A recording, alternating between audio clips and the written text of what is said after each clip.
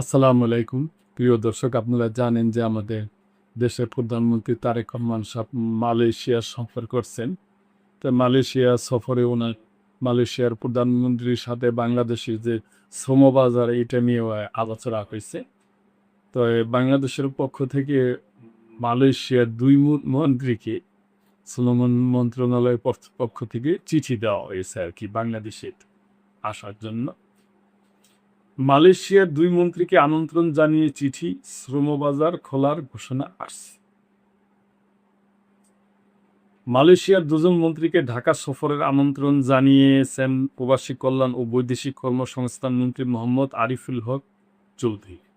সম্প্রতি প্রধানমন্ত্রী তারেক রহমানের মালয়েশিয়া সফর শেষ হওয়ার পর প্রবাসী কল্যাণ মন্ত্রী দেশে ফিরে তাদেরকে আনুষ্ঠানিকভাবে বাংলাদেশ সফরের অনুরোধ জানিয়ে চিঠি দেয়।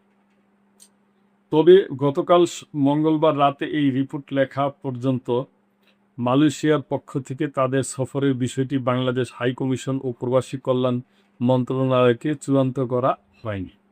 প্রবাসী কল্যাণ মন্ত্রণালয়ের একজন ঊর্ধ্বতন কর্মকর্তা সোমবার এ প্রসঙ্গে নয়া দিগন্ত-এ বলেন, প্রধানমন্ত্রীর মালয়েশিয়া সফরের পর ২ দেশের প্রধানমন্ত্রী যৌথ বিবৃতি দিয়েছে। সেখানে এক জায়গায় বলা হয়েছে, মানব সম্পদ ব্যবস্থাপনায় উভয় দেশ আগ্রহ এগ্রি করেছে। কি কি বিষয় এগ্রি করা হয়েছে সেগুলো সেটেল করার জন্য মালয়েশিয়ার ফরেন ওয়ার্কার্স কমিটিকে দায়িত্ব দেওয়া হয়েছে। এর আগে ২ দেশের মধ্যে সম্পাদিত এমইউতে জয়েন্ট ওয়ার্কিং কমিটির বৈঠকের কথা উল্লেখ রয়েছে। সেই অনুযায়ী গত বছর জয়েন্ট ওয়ার্কিং কমিটির বৈঠক বাংলাদেশে অনুষ্ঠিত হয়েছে। নিয়ম অনুযায়ী এবার মালয়েশিয়াতে হওয়ার কথা। ওই কর্মকর্তা বলেন, জয়েন্ট ওয়ার্কিং কমিটির সভাপতি থাকেন পদাধিকার বলে প্রবাসী কল্যাণ মন্ত্রণালয়ের সচিব। ওই দেশের লেবার মিনিস্ট্রির সচিব। তাদের মধ্যে অনুষ্ঠিত বৈঠকে কি কি সিদ্ধান্ত নেওয়া হয় সেগুলো নিয়েই পরবর্তীতে ফরেন ওয়ার্কার্স কমিটির বৈঠকে আলোচনা করে চূড়ান্ত সিদ্ধান্ত নেওয়া হয়। এরপর শ্রমবাজার খোলার আনুষ্ঠানিক ঘোষণা আসে। এটাই নিয়ম। তিনি আরও বলেন, আমাদের বিশ্বাস এবার মালয়েশিয়া সরকার মার্কেট খুলবে, শ্রমিকও নিবে। সম্প্রতি প্রবাসী কল্যাণ মন্ত্রী আরিফুল হক চৌধুরী সাংবাদিকদের প্রশ্নের উত্তরে জানিয়েছেন, চলতি মাসের মধ্যে মালয়েশিয়ায় শ্রমবাজার আনুষ্ঠানিকভাবে খোলা সুখবর আসবে। এমন প্রশ্নের উত্তরে ওই কর্মকর্তা বলেন, মন্ত্রী আশাবাদ ব্যক্ত করতেই পারেন, তবে শ্রমিক আমদানিকারক দেশ হিসাবে মালয়েশিয়া যদি চায় তাহলে দ্রুতই শ্রমবাজার খুলে যাবে। তার মতে, মালয়েশিয়ার শ্রমবাজার খোলার বিষয়ে যেসব বাধা রয়েছে তার মধ্যে অন্যতম বাধা হচ্ছে মামলা জটিলতা। এগুলো দ্রুত শেষ হলেই মনে হয় শ্রমবাজার খোলার ঘোষণা যে কোনো সময় আসতে পারে। ইতিমধ্যে ডিবির তদন্তে মানব পাচার ও মানি লন্ডারিং মামলা থেকে সম্প্রতি সবাইকে অব্যাহতি দিয়ে আদালতে প্রতিবেদন দেওয়া হয়েছে। তবে একই মামলায় অপর একটি ধারায় ৫২ জনকে অব্যাহতির আবেদন এবং ৫১ জনের বিরুদ্ধে প্রাথমিক সত্যতা পাওয়ায় তাদের নাম উল্লেখ করে আদালতের প্রতিবেদন জমা দিয়েছেন মামলার তদন্তকারী কর্মকর্তা।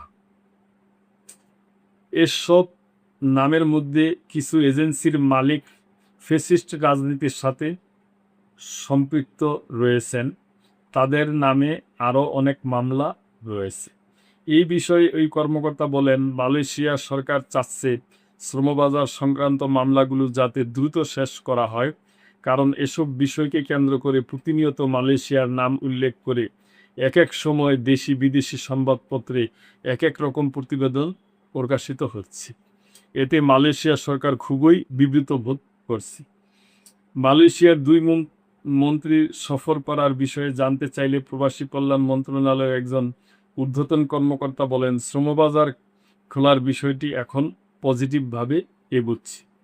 অপর একটি সূত্র জানিয়েছে, প্রবাসী কল্যাণমন্ত্রী মালয়েশিয়া সফর শেষ করে ঢাকায় ফিরে ২ দিন পরেই মালয়েশিয়ার হিউম্যান রিসোর্স মিনিস্টার এবং স্বরাষ্ট্রমন্ত্রীকে ঢাকায় আসার অনুরোধ করে চিঠি দিয়েছে।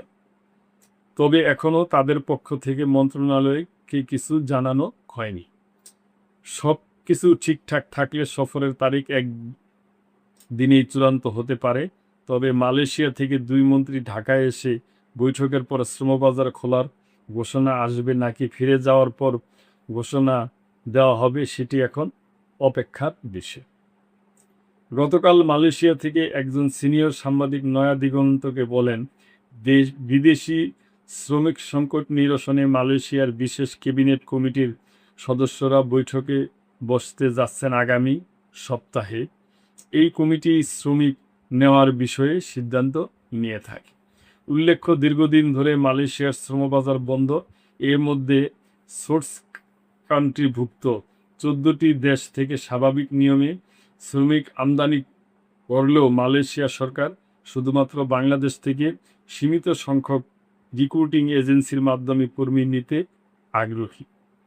এরপর থেকে বাংলাদেশ এবং মালয়েশিয়ায় সিন্ডিকেট বিরোধী প্রচার প্রচারণা তুঙ্গে ওঠে, যা এখনও অব্যাহত রয়েছে। তো প্রিয় দর্শক, আমরা আশা করব যে দুই দেশের সরকার আলাপ আলোচনা করবে, শ্রম মন্ত্রণালয় থেকে আলাপ আলোচনা করে যেভাবে জটিলতা দূর করা যায় দূর করে অতি তাড়াতাড়ি আমাদের দেশে থেকে শ্রমিক ভাইরা যাবে, এটি আমাদের আশা, এবং সমস্ত কিছুর ফয়সালা সুন্দরভাবে হবে। প্রিয় দর্শক, এ ব্যাপারে আপনাদের কোনো মন্তব্য থাকলে অবশ্যই করবেন এবং লাইক, কমেন্ট, শেয়ার করে সাবস্ক্রাইব করে চ্যানেলটির পাশেই থাকবেন। আল্লাহ হাফেজ।